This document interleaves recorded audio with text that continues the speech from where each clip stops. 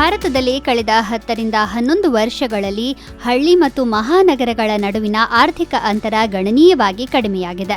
ಈಗ ಹಳ್ಳಿಗಳಲ್ಲಿ ವಾಸಿಸುವ ಜನರು ನಗರಗಳಲ್ಲಿ ವಾಸಿಸುವವರಷ್ಟೇ ಹಣವನ್ನು ಖರ್ಚು ಮಾಡುತ್ತಾರೆ. ಈ ಅವಧಿಯಲ್ಲಿ ದೇಶದ ಬಡತನದ ಪ್ರಮಾಣವೂ ಕಡಿಮೆಯಾಗಿದೆ. ಇತ್ತೀಚೆಗೆ ಬಿಡುಗಡೆಯಾದ ಗೃಹ ಬಳಕೆ ವೆಚ್ಚ ಸಮೀಕ್ಷೆ ಕೂಡ ಇದಕ್ಕೆ ಪುಷ್ಟಿ ನೀಡುವಂತಿದೆ. ಸರಕು ಮತ್ತು ಸೇವೆಗಳ ಮೇಲಿನ ಕುಟುಂಬಗಳ ಬಳಕೆ ಮತ್ತು ವೆಚ್ಚದ ಮಾಹಿತಿಯನ್ನು ಸಂಗ್ರಹಿಸಲು ಈ ಸಮೀಕ್ಷೆಯನ್ನು ವಿನ್ಯಾಸಗೊಳಿಸಲಾಗಿದೆ.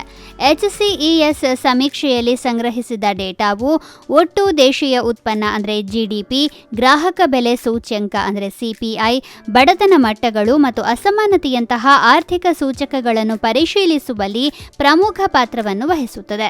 ದೇಶದ ನಗರ ಮತ್ತು ಗ್ರಾಮೀಣ ಭಾಗಗಳ ಗೃಹ ಬಳಕೆಯ ವೆಚ್ಚದಲ್ಲಿ ಇದ್ದ ಅಂತರವು 2023ರ ಆಗಸ್ಟ್ನಿಂದ 2024ರ ಜುಲೈವರೆಗಿನ ಅವಧಿಯಲ್ಲಿ ಗಣನೀಯವಾಗಿ ಕಡಿಮೆಯಾಗಿದೆ ಎಂದು ಗೃಹ ಬಳಕೆಯ ಖರ್ಚು ಸಮೀಕ್ಷೆ ತಿಳಿಸಿದೆ.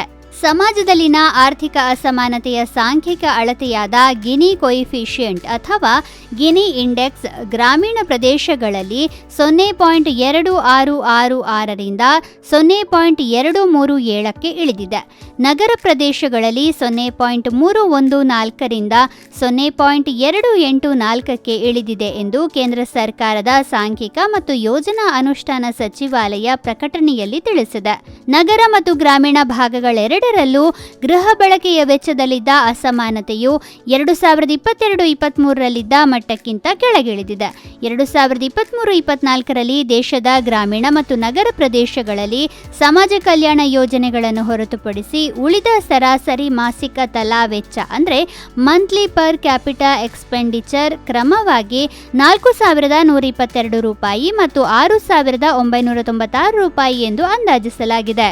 ಸಮೀಕ್ಷೆಯ ಪ್ರಕಾರ 2022-23ರಲ್ಲಿ MPCE ಗ್ರಾಮೀಣ ಭಾಗದಲ್ಲಿ $3,773 ಮತ್ತು ನಗರ ಪ್ರದೇಶಗಳಲ್ಲಿ $6,459 ಇತ್ತು.